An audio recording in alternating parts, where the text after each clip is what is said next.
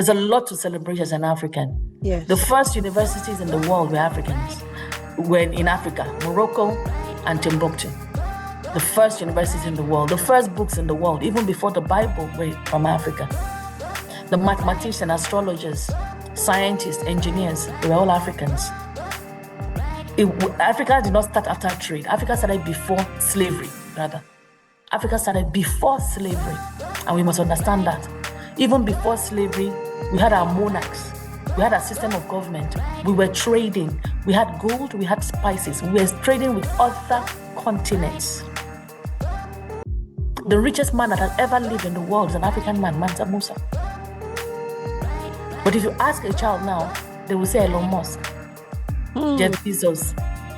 They don't know that the richest man that ever lived is Mansa Musa because the schools have failed them, including myself. A lot of the things that I know about history was because I became a student of history as an adult. On this episode, I am going to be interviewing Dr. Ronke Posh. So I don't think I'll be able to do justice to introduce you. I'm just going to ask you to please introduce yourself. Okay, I'm an educator. Good evening, actually. Good evening first. Good evening, everyone. I'm an educator. I wear many hats. I'm the founder and director at La Posh School, Parkview Estate in Lagos. It's a preschool and primary school. I'm also the founder of the Rooted Movement. And more recently, I said Rooted Movement. Yes, I've been told that I am the first African educator with an Afrobeat anthem for children called The Rooted, which is part of the Rooted Movement. Right. And last week, I was also the host at the Let There Be Teachers Conference, where we had over 10,000 teachers gathered in one place at the same time, physically. And we broke the Guinness World Record for the largest gathering of teachers. And I'm proud to say that I am one of the hosts of that event. So that's me in a nutshell. I won't bore you with the rest. If you want to find that, so go and find that and just type Dr. Ronke Posh. First, that is an incredible achievement. And I would like to say congratulations to all of you. And yeah, that's very impressive. It's not easy to gather that much people in one place, let alone teachers. It's amazing. Right. Okay. So I'm going to start with that Rooted Movement. Can you tell us more? What's it about? The Rooted Movement is about addressing issues that relate to identity crisis in our society. We have a lot of issues with identity crisis. Black people have been unconsciously programmed not to appreciate who they are as Black people, not to love who they are as Black people. And subconsciously, we want to be white or resemble anything that is white. We have issues of self-esteem. We have mental health challenges amongst our teens as a result. Simple things like language erosion, lack of history in our schools, bleaching amongst us, wigs that we desperately covet. We don't want to go out except we have the bone straight wig. Anything that looks foreign is what we want to endorse. We don't know the power, the beauty, and the wealth of our continent, of what it is to be a Black person. So the Rooted Movement is there to raise awareness, teach people, remind people, bring it to their consciousness that as a Black person, you are enough. As a Black person, that's all you need. You don't need to try to be somebody else. You don't need to try to speak with an accent. Westernization is not civilization. Civilization started in Africa, and we need to know our roots, because this is the reason that a lot of us have self-esteem issues, identity crisis issues, and whatever we do and wherever we go, we will always be Black. So it is best as a Black person, you live at your optimum as opposed to be second-class human when you try to be somebody else. So that is what the Rooted Movement is about. I think is an awesome and credible cause. And I'm so glad that you're championing this. The benefits align so much with my values and my belief, because I believe that I am Black. I'm not going to be anything else. And you're so right when you talk about identity crisis. The painful part is it is very, very subtle. It is not loud. It starts gradually. And I've worked in schools, I've worked with individuals, and I noticed that a lot of people have identity issues as a result of not knowing their self-worth, as a result of not having good grounding identity of who they are. So 1 minute when they're with this crowd, they're this, when they're with that crowd, they're that. They don't have identity that is consistent, that they are proud of. How do we begin to help people? Because it doesn't stop with our teenagers. I know a lot of people will feel like it's the teenagers, but the truth is it starts with the adults. And it filters down. So with the rooted movement, how are you, as in, we're going to use that as an example, but then again, as a society, as a school, as a community, how do we begin to help people to understand this, to be aware of it, even admit that it is happening at all, and then be able to put things in place to be able to work towards helping people to navigate this pollution that is going on amongst us? I think we should start with ourselves. Each individual, every individual that is aware and conscious of this issue should start with themselves and take pride in anything that is African. Starting with yourself also means that you start with your immediate sphere of influence, which is your family. So language, for example, a lot of parents are not speaking languages to their children. They think it's cool, it's woke to speak English. You find that in Nigeria, it's pretty much the Hausas that still maintain language in their consistently as a tribe of people. The Yorubas, the Igbos, pretty inconsistent. It's fading away fast, and it's not a respecter of social status. Where people are not speaking the languages anymore. They don't even want to eat the food. Amala is yoki, it's rice they want to eat. They don't want to eat anything that is African. It smells, things like that. The need for a lot of mothers should be role models to their children, where your child should actually see that it's your black hair is nice. You don't have any issue with your black hair if you have hair. You can wear your natural hair out. It's not to be worn only indoors in a cornrow, and when you're going out, you wear your wig. You're unconsciously telling your child that you look better with the wig. The black hair does not look good and belongs indoors. Whether you're saying it or you're not saying it, it is said that action speaks louder than words. So when you're doing that, you are telling your child that black hair isn't good enough. That's an example. Now, the clothing has become fashionable. Afrobeat has become fashionable, but these are trends. That's not what makes us black. It's part of what makes us black. But for example, the ashoke that people have been wearing in recent times, the adire patterns that we're seeing, those things are trending at the moment. They've always been. They're not new. They've always been. So they're trending. So if they stop trending, and that's the only thing that you embrace as a black person, then what else makes you black? Your accent. You don't want you to speak with an African accent. You want to speak with an European accent because you believe that that is the way it should be. However, we need to understand that our accent is beautiful and we must embrace it. What we need is good diction. We don't need to speak like an European or a foreigner. We need to be like the Chinese that speak their own language with their own accent. We need to understand that English is a mode of communication. It's not a sign of intelligence and nothing else. You can actually teach in Yoruba language. You can teach in any language. You can teach in Igbo. The Japanese don't teach in English. The Germans don't teach in English. But we don't even want our children to speak the language. They are ashamed of speaking the language. I met a boy singing a song, a young man singing a song not long ago, and it was a Yoruba song that my dad used to sing. And I said, "Oh, are you singing a Yoruba song?" And he ducked, like, ah. I said, "Are you ashamed of that you were singing that song?" I actually love that song. You actually reminded me of my dad just now. There's nothing to be ashamed of. It turns out that he's a drummer. He uses a gongo. So we find that a lot of these things, even the schools are promoting it. You find that the schools, they don't want the children to wear traditional. They're wearing blazers. They're colonizing our children. We're enslaving ourselves again, but this time in our minds. And this time around, it's going to be more vicious than when people were in chains.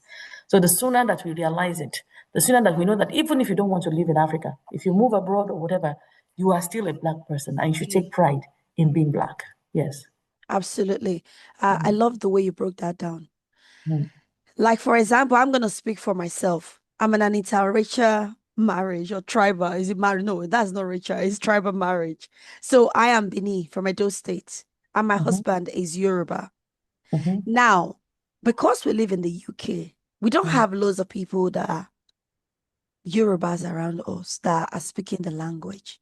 Because I don't remember my parents sitting down to say, oh, this is how you say stand up. This is how you say sit down. They just spoke Tota, the language. bagbe. They just spoke the language. And I picked it up. All of us, we picked it up. I've been telling my husband, I said, how do we do this? Because without the English language, I do not understand what my husband is saying. Without English language, he doesn't understand what I'm saying. Now, I pick language faster, but I have to hear it from people speaking it. We've been married for 18 years. And I still can't speak it because there are not people that are exchanging the language in front of me. So for people that have that challenges, because now I'm so glad of people that are opening schools, but for people that have that challenges, how then do you do it to ensure that your children are speaking this language, knowing that it's hard to get them to sit down and say, oh, this is how you say stand up. Yeah, we did that with some of the things we found on YouTube, but I feel it's not enough. The only way to read is to read.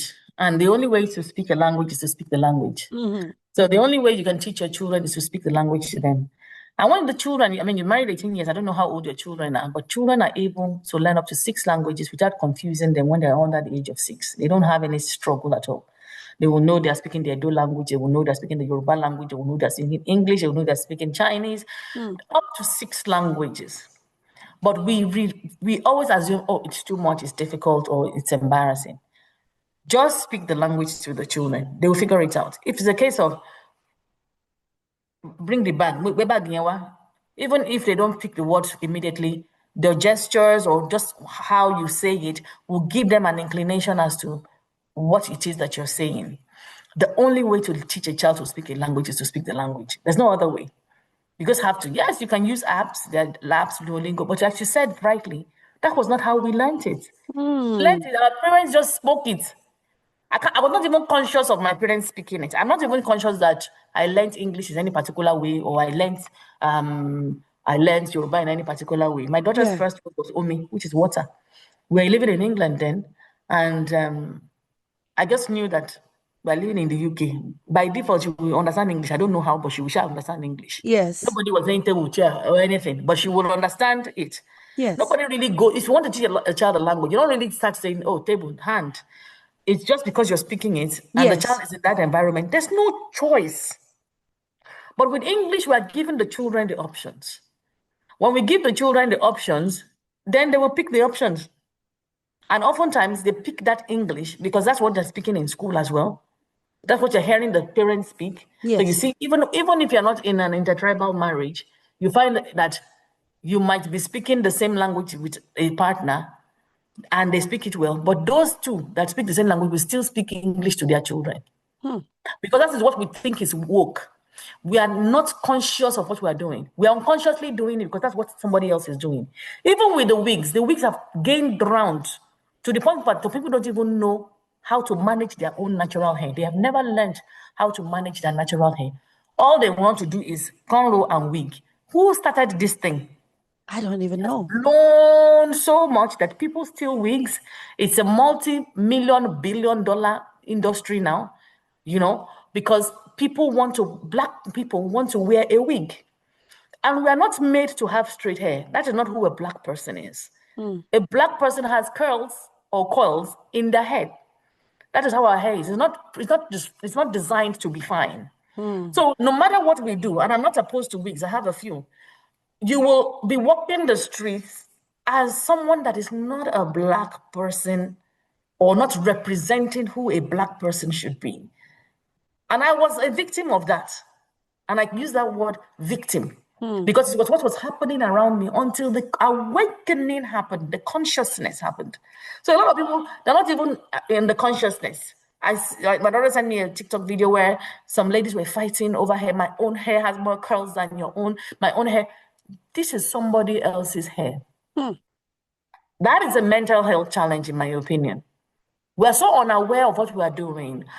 A lot of women don't have land, they don't have property, they don't have assets, but I will do anything to have a wig of 2 million, 3 million naira. They will sleep around to have a wig. They will do absolutely anything, all their earnings to have a wig. There's a beauty standard that has been set that you believe that you must have straight hair, curly hair, any kind of hair but African hair. And that's the line that has gained ground. And that's why we have the rooted movement. Even if it's 100 people, even though I know we've done more than that by now, we've brought the consciousness to thousands of people as at now. But if one person is doing their own in their own corner, we will begin to bring back the pride of being an African person. There's a lot to celebrate as an African. Yes. The first universities in the world were Africans, were in Africa, Morocco and Timbuktu. The first universities in the world, the first books in the world, even before the Bible, were from Africa. The mathematicians, astrologers, scientists, engineers, they were all Africans. Africa did not start after trade. Africa started before slavery, rather. Africa started before slavery, and we must understand that.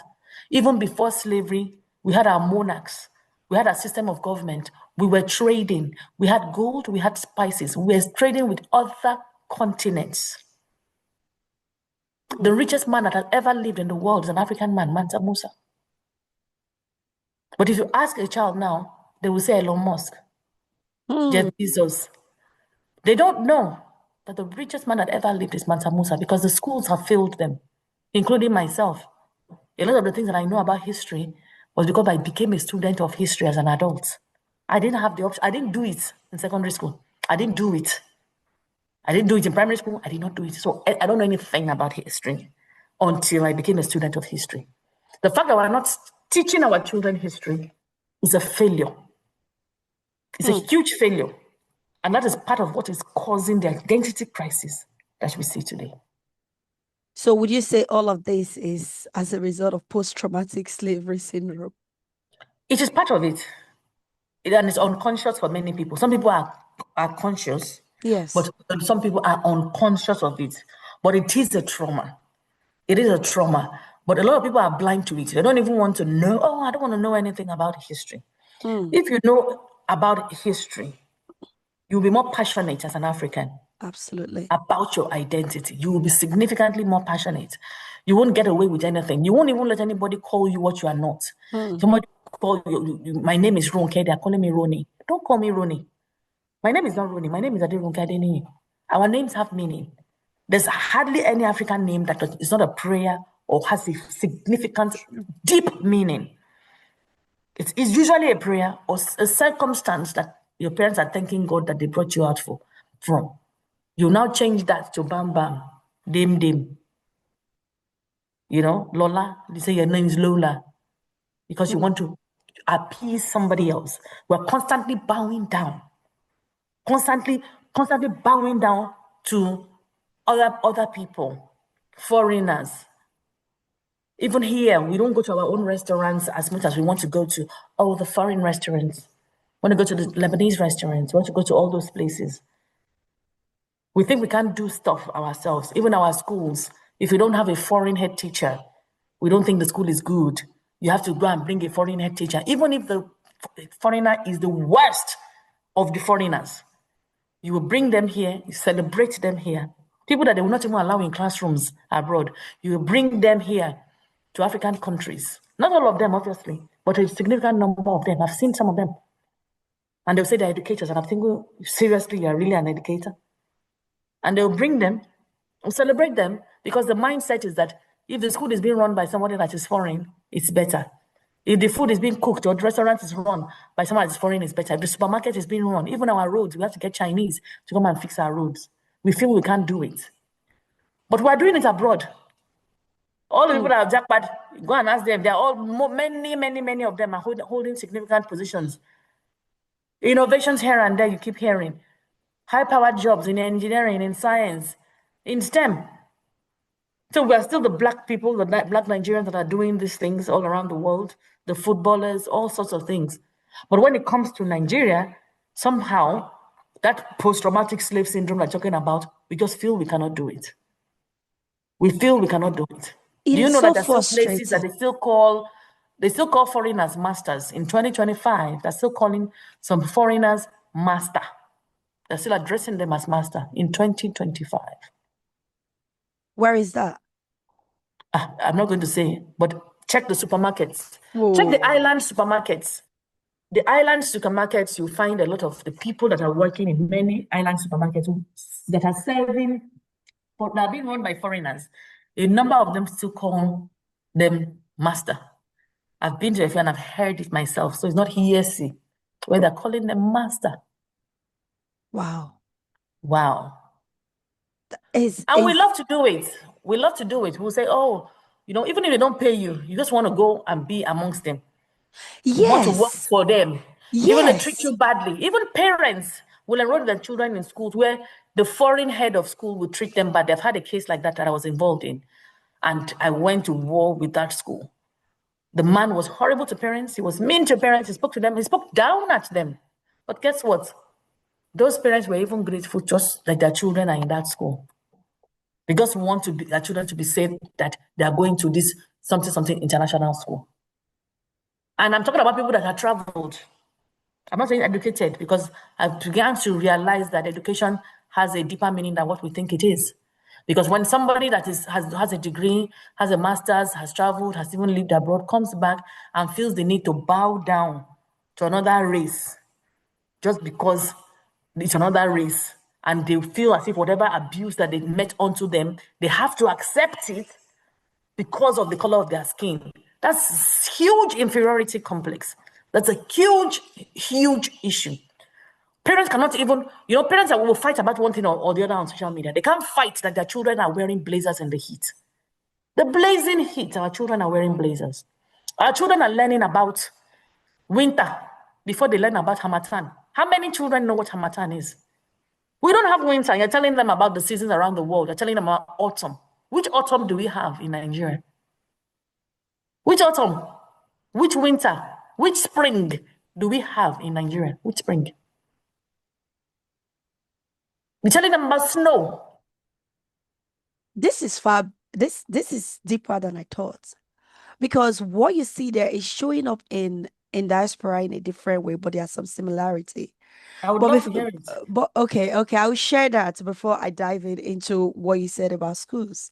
So the first one over here is that when people come and they want to find schools, instead of them looking for Ofsted reports, I'm sure you're familiar with it, to check the standard of the school in terms of their grading, in terms of leadership, in terms of teaching and everything.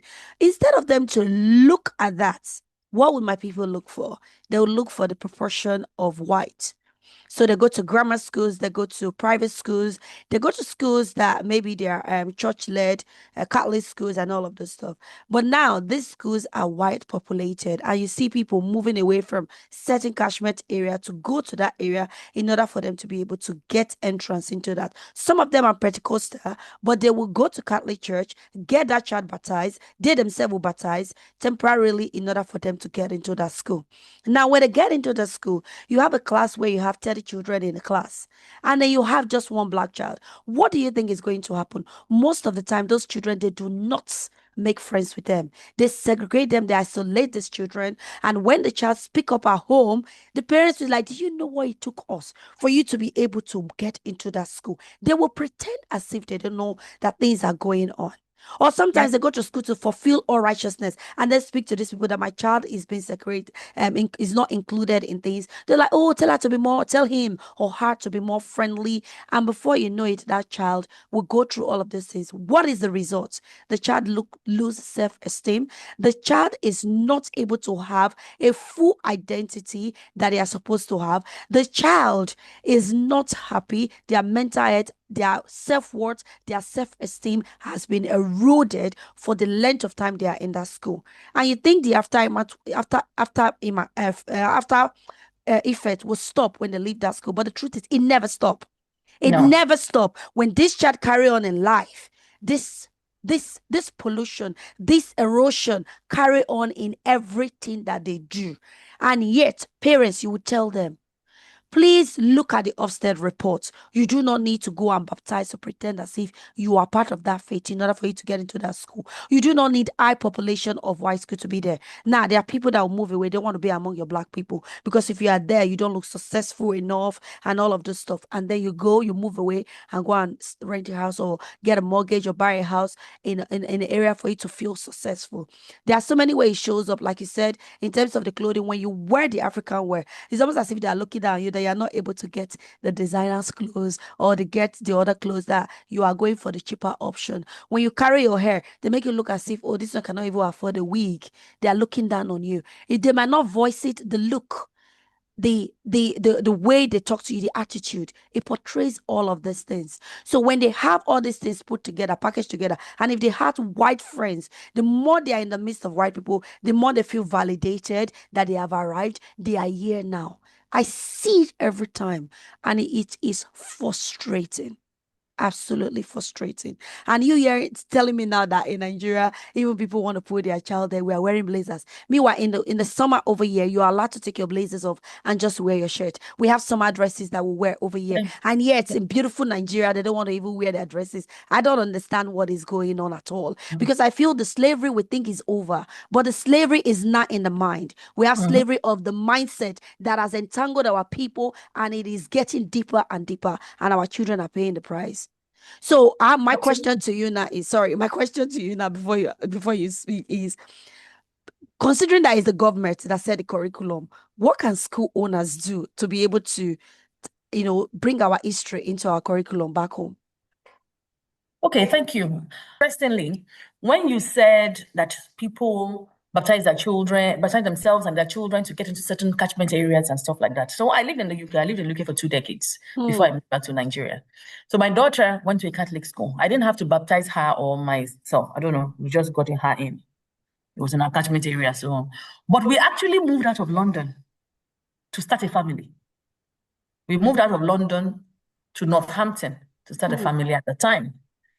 Now, I understand when parents don't actually want their children to go to certain schools because a lot of them are underfunded, and you will actually not want your child to go there. You find that a lot of the immigrants, a lot of the asylum seekers and all those people, which are human, yes, however, they come with certain specifications and certain standards, and you might not feel that is the best for your child. So the way I equate it is that even if I'm in Nigeria, I may not want to, and I might not want to take my child to certain areas in Lagos for my child to school. It's not an option because I know that they probably won't give her the best in those areas, and this is a nation that we are blacks predominantly. Now, there's some schools in London that I know that I will not put my child in. I didn't even want the hustle and bustle of the central London, not even the outskirts, because the outskirts were getting overcrowded at the time I was there. All the Boreham Woods and all those corners were getting busy. Even the Manchesters are getting busy now, Aberdeen, all those areas. So even moving out there, you still find the cluster of, I think it's an issue, sometimes an issue of social status. What I recommend to parents is to find a balance. Yes, find the Ofsted report, but I will never put my child in the school where she's the only black person. Now, she also may not go to the school where there are predominantly blacks there. Now, they have HBCUs, black schools in America, black universities in America. Those children will have gone to different schools before they arrive at that point. You're in another country, diversity is also important whilst you are in that country. So your child being the only one will definitely affect the esteem of the child. I have been in touch and I have talked to children, counseled them, sat in therapy, children that are many children that are the only black children in different countries.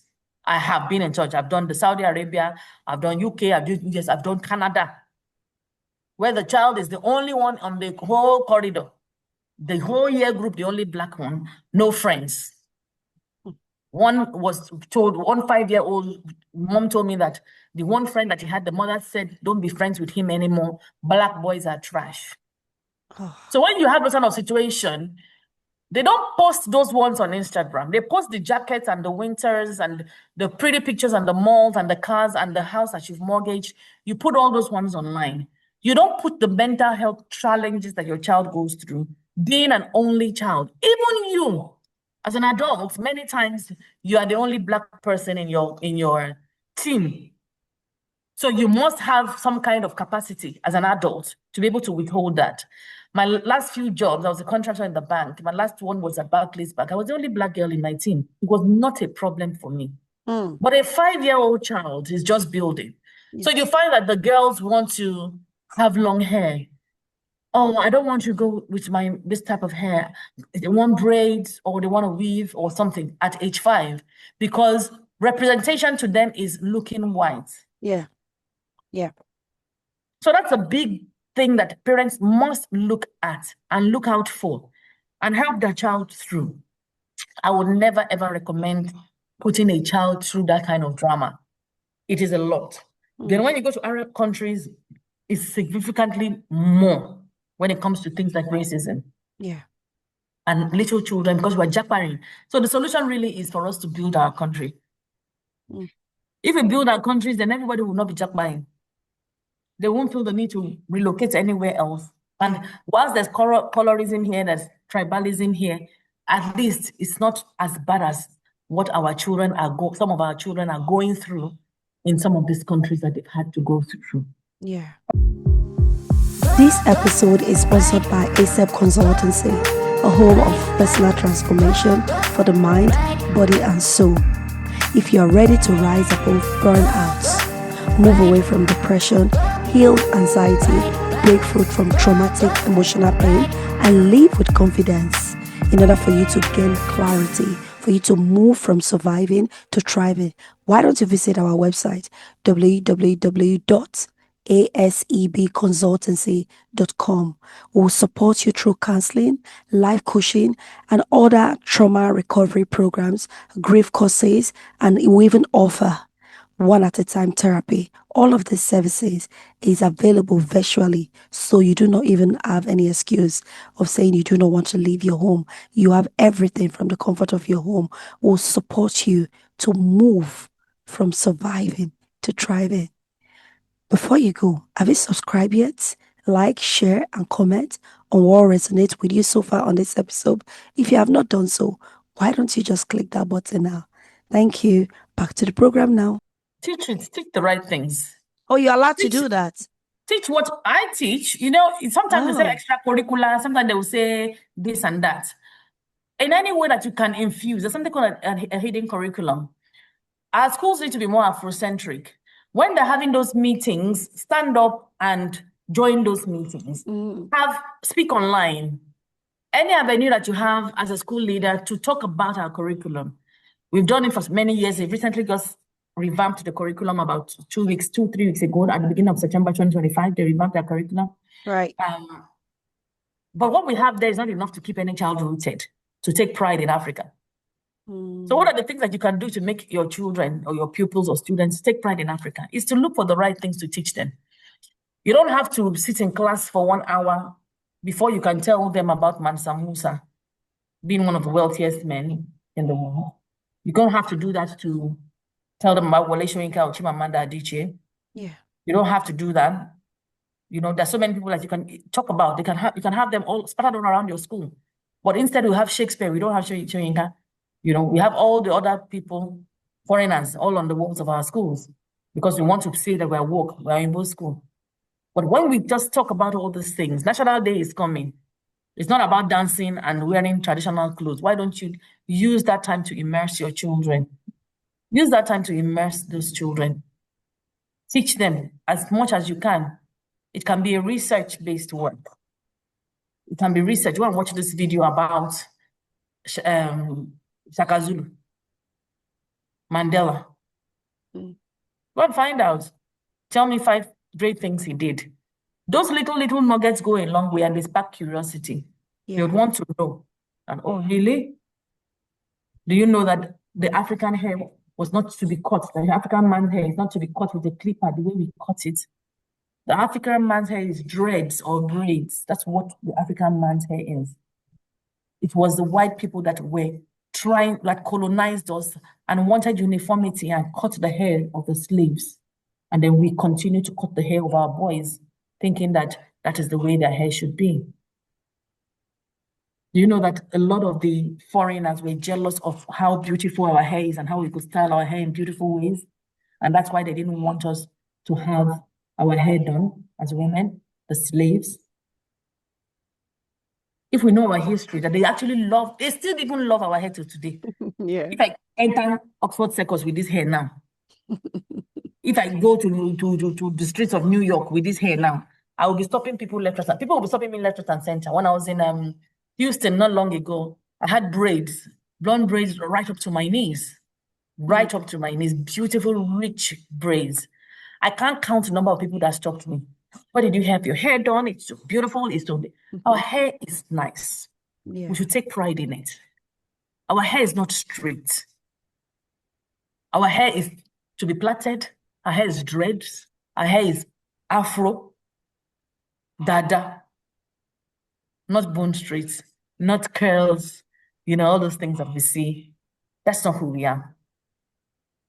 So schools, they just need to infuse it into their curriculum and into their activities.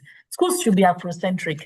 Schools, you should see, in the schools, you should come out, instead of seeing sugar paper and all those things, use adire to decorate. Something like this is black and white. Use it to do the borders, Use it to, drape around and just make your school look Afrocentric. Have some bamboo chairs outdoors. Yeah. Just infuse some Africa into your school. Our schools should be Afrocentric. And even when we have all these foreign schools that are coming into it, the government needs to ensure that those schools are teaching African history. Yes, they may be foreign schools, but by virtue of demographic, they are in Nigeria. And our children must know about Africa. Some parents are going to come and say, but my child is going to end up abroad. So the child needs to fit in. And I always say that your child will never fit in. As long as you have this black skin, you will never fit in. Yeah. You'll always be black. And there's no white person that's going to ever see you as a white person. Even if you are mixed race, they will never see you as a white person. It's only in Nigeria that we glamorize and we praise mixed race people. Abroad, they are black. They don't see them as one of them. And I'm not opposed to white people. I love white people. Yeah. I studied abroad. Most of my education is British. This is not about race. This is about identity. This is about valuing who you are, how God made you, how God created you, loving it and embracing it. That's what this is about. I like the fact that you put that last statement right there. Is the truth. Your identity do not start when you start hating on people, and you do not have to bring other race or the tribe down in order for you to have an identity. That's on its own. Indians, look at the Germans, That's right. Japanese, That's right. Chinese. They're just who they are. That's right. They're so comfortable in their own skin. It's we, the black people, that have a problem. Yeah. We've discussed a lot, and I've reflected on our discussion right now, and I see a lot of them are external factors that can contribute to us appreciating our identity. I want us to look inward as well, because I believe that when I came here, I was as a young adult, and I remember that I was able to hold my ground, remain who I am, because of certain things that my parents instilled in me. So even though most of the schools that I work as an educator, I was mostly the only black. And if anything, I have a way of infusing my culture into what I met there. Is it bring and share day? I will bring my African food. Is it not uniform day where staff are also allowed to dress down day for staff? I will have a way of bringing my African culture print, and everybody's like, "Oh, Sonia, your prints are so bright." And beautiful. And they start asking questions. I have to start educating them. So I have a way of bringing my Africanness, and so in a way, that diversity in the department wherever I am, it becomes so rich, and we are learning about one another. What are the things that we do? Because I believe that we live from the inside out. That is just the truth. That's the only thing that is sustainable. What are some of the things that will help us to maintain our identity and build our identity from the inside? Now, we're not talking about the clothes, the hair, the language. I'm talking about from the inside. From the inside, it starts with our mindset. So our spirituality, for example, is from within. Our belief systems, what is it that we believe? So let's even talk about the God that we think we serve. A lot of Africans actually believe that the God they serve is a white God. That in itself is slavery. That in itself, you're already saying that you know that you cannot be white, but the God you serve is white. This is what they see. This is what has been, that man called that they say is Jesus. I don't know who drew that and said it's Jesus. What makes you think that is Jesus?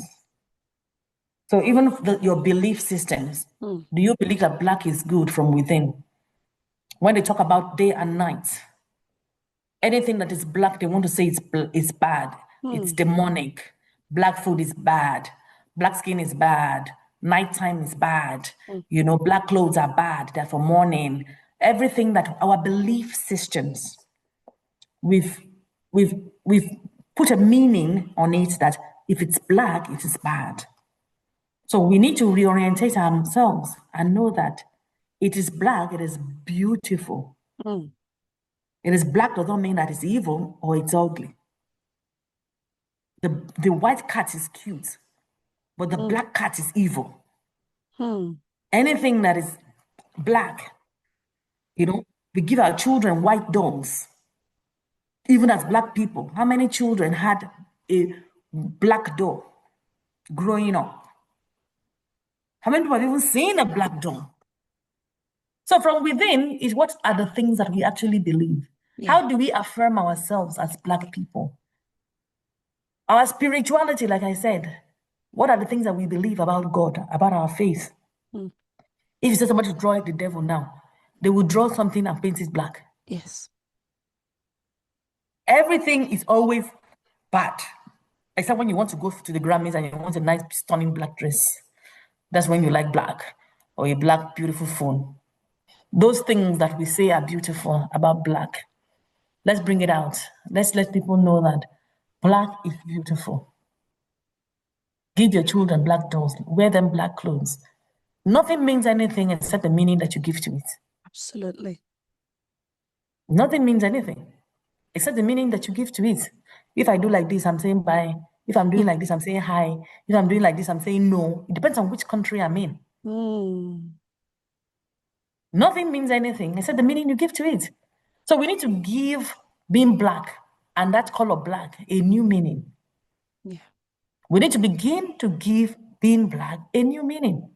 Because if you continue to say that, anything that is black is not good, if I paint my nails, for example, black now, I'm sure people will have a problem with it. Hey, you painted it black, because it's the meaning you give to it. If I paint it red, if I paint it brown, black, it's a color.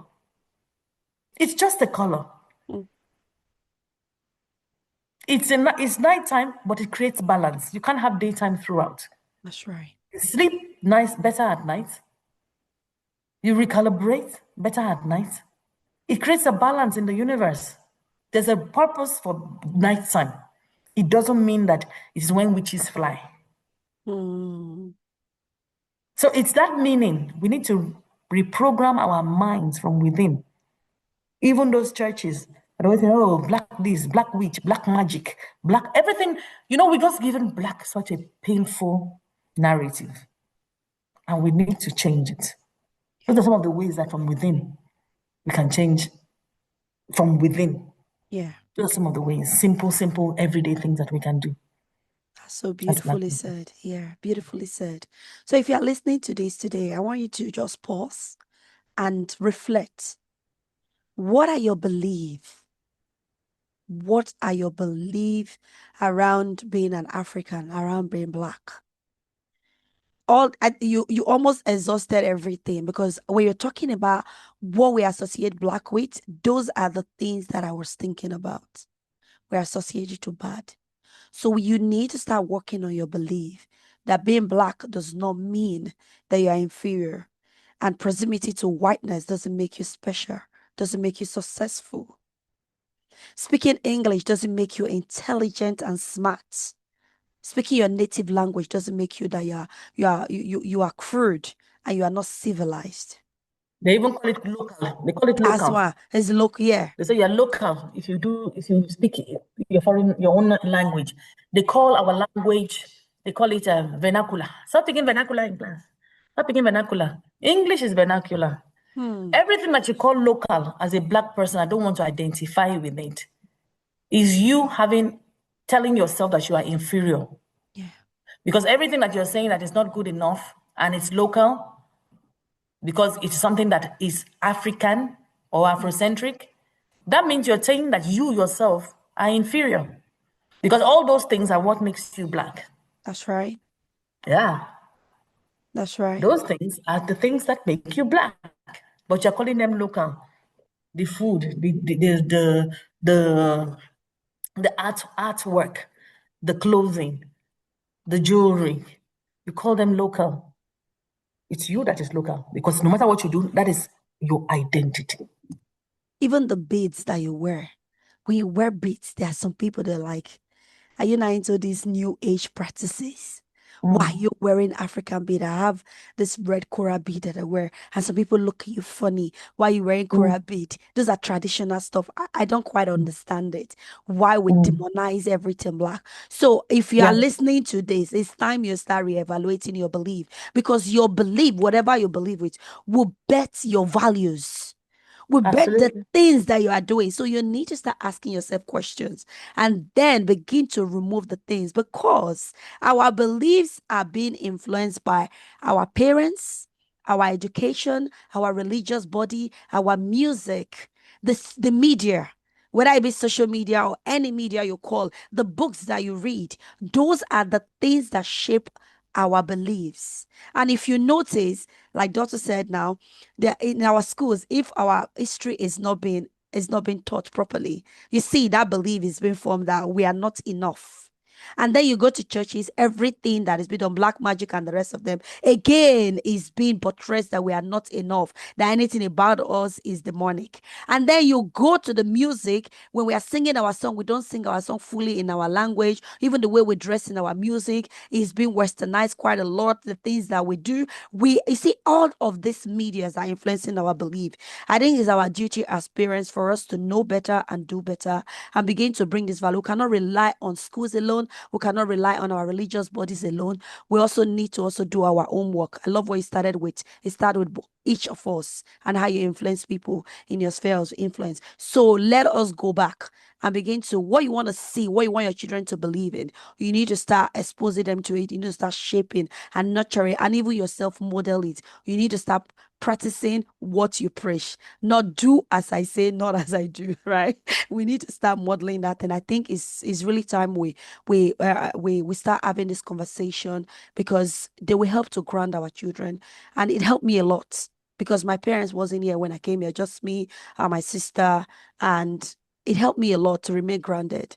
That it doesn't matter. I was so proud of people like, you're so proud of your roots. I'm so proud of my roots. So which is why when I realized they are doing the rooted movement, that word resonated with me. So let's go back and do our own work. Shape your belief, your values, and then embrace your culture, because it is rich, it is vibrant, it is who we are.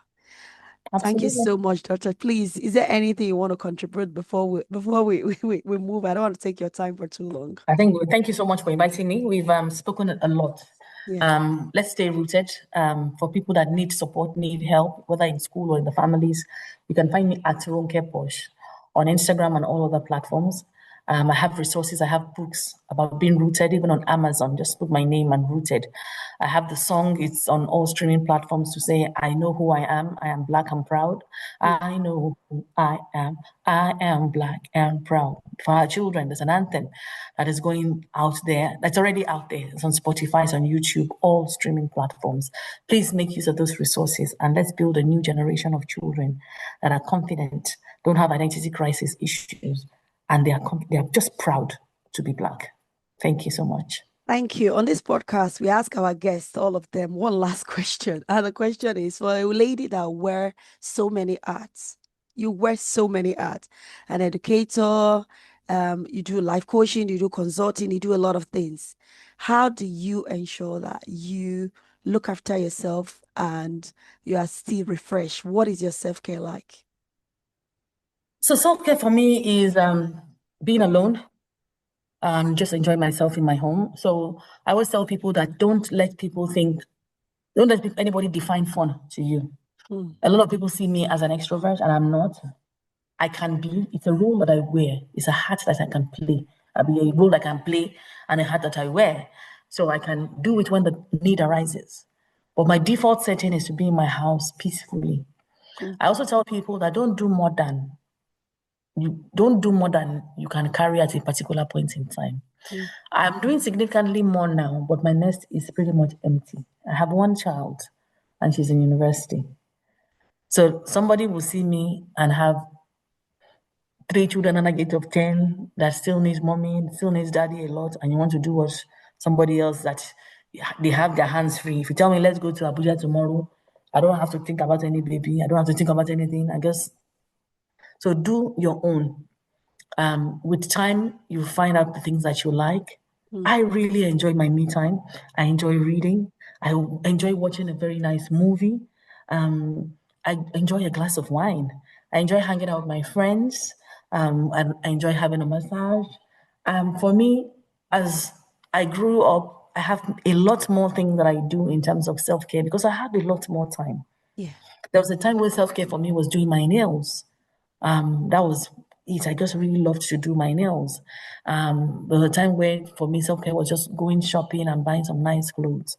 It evolves. It's not one thing that has to be self-care for you. But look after your mental health. Look after your mind. Protect it, guard it jealously, don't gossip, don't sit on the phone endlessly. I have a rule where I don't want to be on the phone after 10 o'clock. My phone silences any call that is not welcome. If I don't have the number saved on my phone, and I don't pick up my phone before a certain time in the morning. I prioritize myself. I treat myself like a VIP. There's something that we learned, they call it a perceptual code for children. I apply it to myself. I treat myself like a celebrity.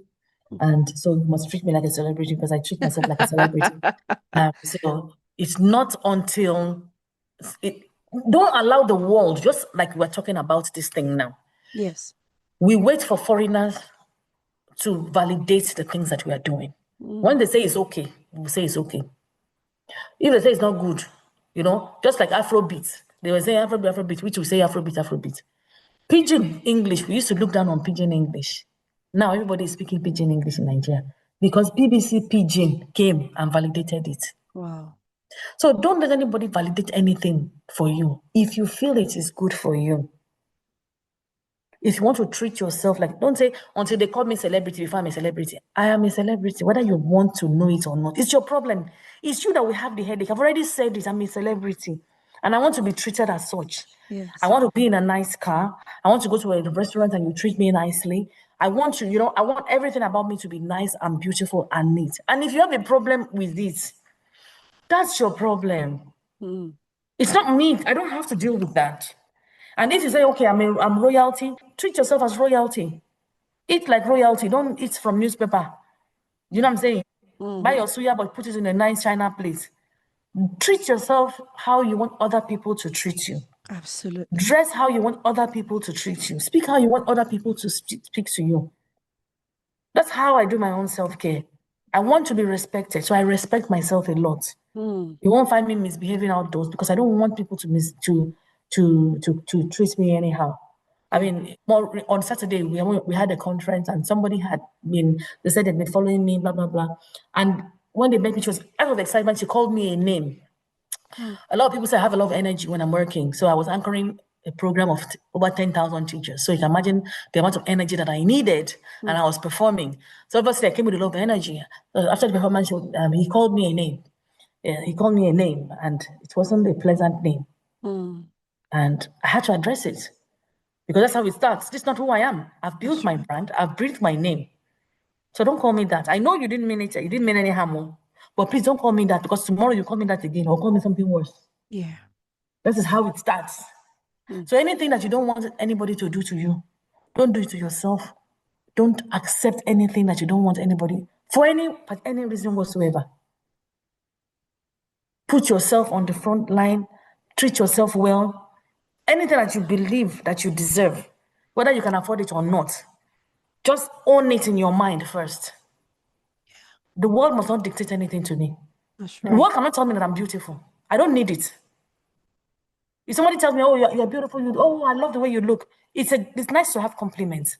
But I've already complimented myself before I left the house. I tell people when I step out of my bed, the first thing I see is a mirror. When I step up into my bathroom, it's a mirror. Yeah. Outside my room is a mirror. Down the staircase, 2 mirrors. Just as I leave the door, it's another mirror. It's not vanity. Is there a reason for that? It's not vanity. It's me telling myself that you look good. I'm affirming myself. Look at you. You're a child of God. I'm reminding myself. I'm telling myself. I don't have to wait for you to tell me that I'm beautiful before I'm beautiful. I'll post a picture. I'm waiting for likes. Excuse me. That's what happened. I already know I'm beautiful. I don't need you to validate me. Yeah. And I tell my daughter, I tell people around me the same thing. If their beauty standard is weave on and everybody's carrying it, and I'm the only one that comes and shows up with this hair, it's fine. And many times I'm the only one that shows up with this kind of hair in many environments, even in Lagos that I live in. And I will steal the show. You even make it easy for me to be the most beautiful because I'm the one that's wearing the African hair. You guys can be battling and whose hair is fuller or whatever. I don't have to deal with that. This is me. Very, very comfortable. This is what I look like. I don't strip a wig and I look different and scare my children and my husband with all sort of matted hair. This is who I am. I can go on. Thank you so much, Dr. Ronke Posh. Thank you so. I can listen to you all day. There's a belief that I have that you train people on how to treat you. And you've absolutely just delivered that so eloquently. Thank you. And thank you, and well done with the work that you're doing. More grace in Jesus' name. Amen. And for those of you that have been listening, remember to like, share, subscribe, because there are loads of valuable nuggets that has been discussed here today. Until I come your way again, I remain Abia Sonia, your host. Take care and God bless.